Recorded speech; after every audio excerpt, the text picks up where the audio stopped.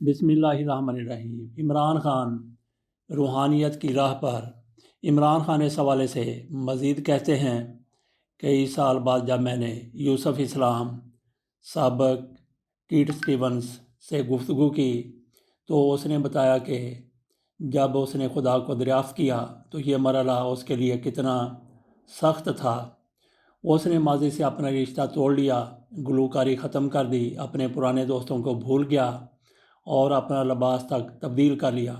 اسے اپنے خیالات میں تبدیلی اور پھر اس کے نتیجے میں ماحول کے ساتھ مطابقت پیدا کرنے میں کچھ وقت لگا۔ میرا معاملہ یہ تھا کہ جو مجھ سے بہت قریب تھے ان کے لیے یہ سب سمجھنا مشکل تھا۔ عمران خان کہتے ہیں، جو مجھے لاؤبالی نوجوان کی شہرت رکھنے والے ایک سپورٹس سٹار کے طور پر جانتے تھے، ان کا رد عمل زیادہ انتہا پسندانہ تھا۔ مجھ پر منافقت کا الزام لگا۔ یہ کہا گیا کہ میں ادھیڑ عمری کے بحران سے دوچار ہوں یا اعصابی نظام متاثر ہو گیا ہے۔ مجھے پاکستان کے ایک انگریزی اخبار میں شائع ہونے والا مضمون یاد ہے جس میں میرا موازنہ ایک اور سابق کرکٹر فضل محمود کے ساتھ کیا گیا۔ وہ اپنے وقت کے نامور کھلاڑی تھے۔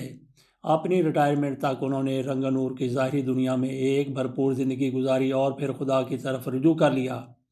میرے نزدیک لوگ یہ خیال کرتے ہیں کہ بعض اوقات ایک پیشہ ور کھلاڑی کو اس بات کی ضرورت محسوس ہوتی ہے کہ وہ اپنی زندگی کے ایک مقصد کو کسی دوسرے سے بدل دے۔ اکثر اس معاملے میں مذہب کا نام آتا ہے اور کھلاڑی کھیل کو مذہب سے بدل دیتے ہیں۔ میں بھی سوچتا تھا کہ فضل محمود نے بھی مذاق کیا ہوگا۔ اب میری سمجھ میں یہ بات آئی کہ میری طرح انہوں نے بھی تیز رفتار زندگی میں گلیمر کو دیکھا اور پھر اپنی روح کی تسکین کو کہیں اور تلاش کیا۔ عمران خان کے مطابق پاکستان کے مغرب زدہ طبقے میں ایک گروہ ایسا بھی ہے جو سیکولر نہیں بلکہ مذہب مخالف ہے۔ وہ اسلام پر حملہ کرنے کے لیے ملا یا بنیاد پرستوں کے رویے سامنے رکھتا ہے۔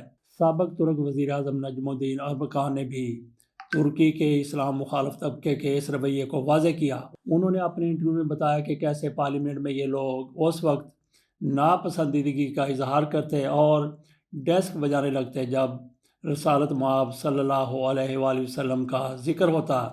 اسی طرح کا پاکستانی طبقہ اور میڈیا کے بعض لوگ مجھ پر برس پڑے اور مجھے نو مولود مسلمان کا نام دیا گیا۔ تاہم روحانی تبدیلی راتوں رات نہیں آتی۔ یہ انقلاب کا ایک داخلی سفر ہے جو وقت لیتا ہے اور زندگی کے بہت سے واقعات سے عبارت ہوتا ہے۔ یہ کوئی سیدھا سادہ سفر بھی نہیں کہ ایک ایسا وقت بھی مجھ پر گزرا جب میں شکوک میں مبتلا تھا۔ قرآن اہل ایمان کو خبردار کرتا ہے کہ ان کے ایمان کو آزمایا جائے۔ میری ماں جانتی تھی کہ جن باتوں سے مجھے نفرت ہے ان میں سے ایک یہ ہے کہ مجھے زبردستی کسی کام پر آمادہ کیا جائے۔ مجھے کسی نے خوف اور دباؤ سے ایک اچھا مسلمان بنانے کی جتنی کوشش کی اتنا ہی میرے اندر مزاحمت پیدا ہوئی۔ قرآن واضح لفظوں میں کہتا ہے، دین میں جبر نہیں، آپ کسی آدمی کو ایمان لانے پر مجبور نہیں کر سکتے۔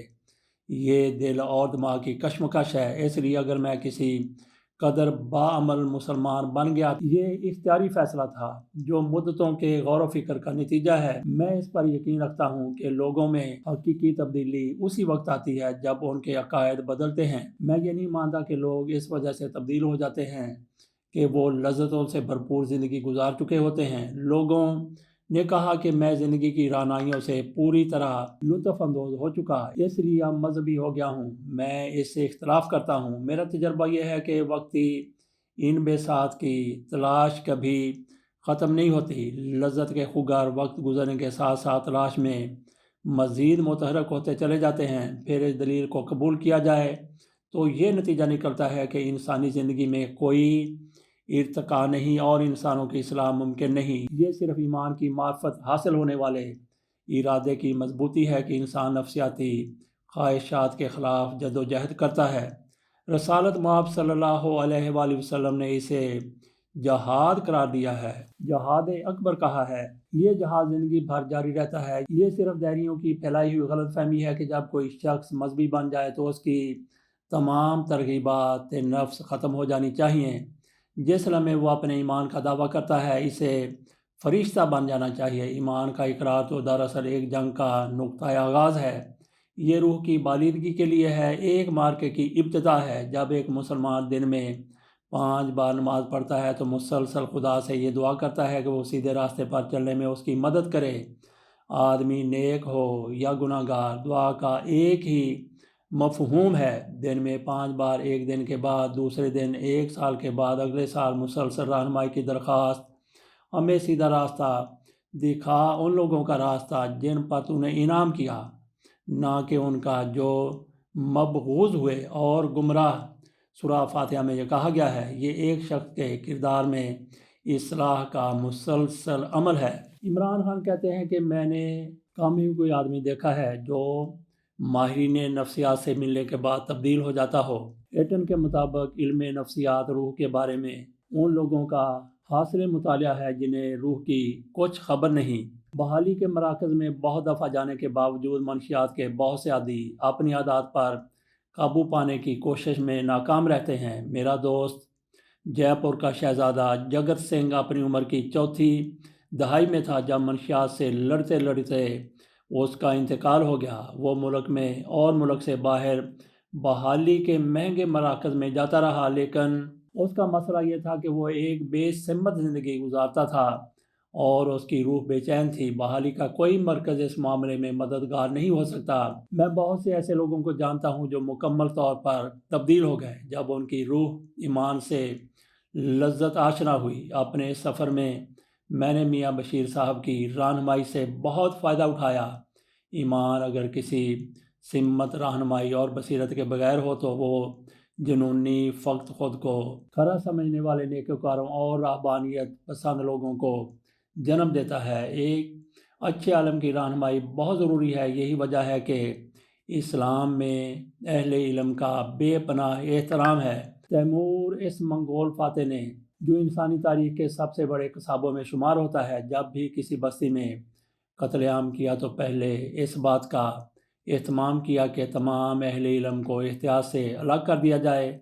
مسلمانوں کی پوری تاریخ میں اہل علم ایک جگہ سے دوسری جگہ سفر کرتے رہے اور ہر جگہ انہیں بے پناہ احترام سے نوازا گیا۔ میاں بشیر مجھ پر ہنستے اور کہتے، سوچو ایمان لانے میں تمہیں کتنا وقت لگا، اب تم چاہتے ہو کہ لوگ تمہیں چند منٹ میں جان جائیں۔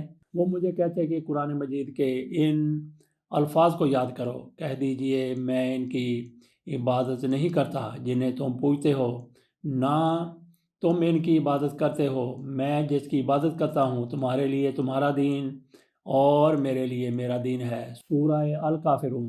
عمران خان کہتے ہیں کہ انہوں نے وضاحت کی کہ قرآن کا بنیادی مطالبہ یہ ہے کہ انسان ایک خدا پر ایمان لائے، آخرت پر، یوم حساب پر ایمان لائے اور دوسروں کی مدد کے لیے نیک اعمال کرے۔ بہت سے مقامات پر قرآن نے مسلمانوں کے بارے میں کہا جو ایمان لائے اور جنہوں نے نیک عمل کیے۔ حسن عمل کے بغیر مذہبی رسوم پر عمل انہیں بے معنی بنا دیتا ہے۔ اس خیال سے متاثر ہو کر میں نے کرکٹ سے ریٹائرمنٹ کے بعد اپنی والدہ کے نام پر ایک ہسپتال کی تعمیر پر ساری توجہ مرکوز کر دی۔ تاہم ابھی تک میرا طرز حیات پوری طرح سے اسلامی نہ تھا۔ میاں بشیر اس بات سے باخبر تھے، لیکن انہوں نے مجھے یہ واضح نہ کیا کہ میں نماز پڑھوں، قرآن پڑھوں یا متقی آدمی کی طرح زندگی گزاروں۔ مجھ سے وہ یہی کہتے رہے کہ اللہ یہ سب مسائل حل کر دے گا، اور یہ کہ اچھی نیت سے شروع کیے گئے کاموں کو اللہ اپنی تائید سے نوازتا ہے۔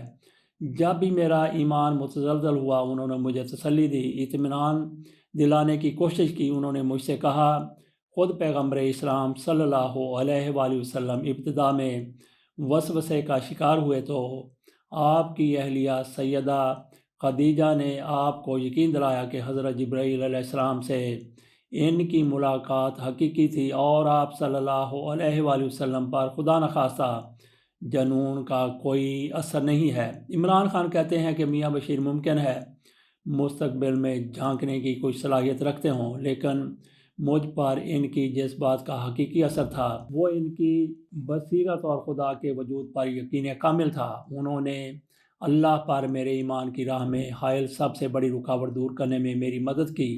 ذات خداوندی کو میں اپنے احاطہ خیال میں لا نہ سکتا تھا۔ بچپن میں جب میں خدا کے بارے میں سوچتا تو ایک ایسے بوڑھے شخص کا تصور ابھرتا جس کی لمبی داڑھی ہے۔ جب میں مزید بڑا ہوا تو میرے لیے یہ تسلیم کرنا مشکل تھا کہ کوئی ایسی ذات ہے جو اتنی طاقتور ہے کہ اس نے پوری کائنات کو تخلیق کیا اور اس کائنات میں واقع ہونے والی ہر بات کو محض اپنے ارادے اور اختیار سے کنٹرول کرتی ہے۔ میاں بشیر اس معاملے میں صرف قرآن مجید کی بات دہرا دیتے۔ وہ بتاتے کہ یہ انسانی ذہن کی حدود سے ماورا ہے کہ وہ ذات خداوندی کو سمجھ سکے، اس لیے یہ بیکار کوشش ہے کہ اسے اپنے خیال میں مجسم کرے۔ اس کے برعکس اس کو چاہیے کہ وہ قرآن مجید میں بیان کردہ اسماء حسنہ سے اسے سمجھنے کی کوشش کرے جو اس کی مختلف صفات کا بیان ہے۔ انہوں نے مجھے بتایا کہ اس طرح فرشتوں اور جنت دوزخ کو بھی ذہن میں مصور کرنا مشکل ہے۔ میں نے میاں بشیر سے ایک اور مسئلے پر بات کی جو مجھے ایک عرصے سے پریشان کیے ہوئے تھا۔ اس سوال کا تعلق ایک بے اخلاق صاحب ایمان اور ایک با اخلاق دہریے سے تھا۔ میں مغرب میں ایسے بہت سے با اخلاق اور رسول پسند افراد سے ملا جو خدا پر یقین نہ رکھتے تھے۔ اس طرح پاکستان میں ایسے لوگوں کی کمی نہیں جو دن میں 5 بار نماز پڑھتے ہیں لیکن ہر بد اخلاقی میں ملوث ہیں۔ ان کا کہنا تھا کہ جب نماز محض ایک جسمانی مشق بن جائے اور انسانی روح کے تار چھیڑنے میں ناکام رہے تو اسے مادی حیوانی مطالبات کی مزاحمت کے لیے سخت کوشش درکار ہوتی ہے۔ بہت سے لوگ جو مذہبی ہیں وہ دراصل خدا پر سچا یقین نہیں رکھتے۔ ایک با اخلاق لیکن خدا پر یقین نہ رکھنے والے کسی شخص کے بارے میں ان کا کہنا تھا کہ ایسے آدمی کے لیے اخلاقیات کا ماخذ والدین، سکول یا معاشرہ ہوتا ہے۔ تاہم ہر نظام اخلاق بہرحال مذہبی سے پھوٹا ہے۔ ان کے بقول دنیا میں اخلاقی دہریت نام کی کوئی چیز نہیں پائی جاتی۔ جب لوگ مذہبی اقدار سے کٹ جاتے ہیں تو آخر کار ایک معاشرہ اخلاقی زوال سے دوچار ہو کر رہتا ہے۔ عمران خان روحانیت کی راہ پر اس کا آخری حصہ آپ کے سامنے جلد پیش کیا جائے گا۔ اجازت دیجیے، اللہ حافظ۔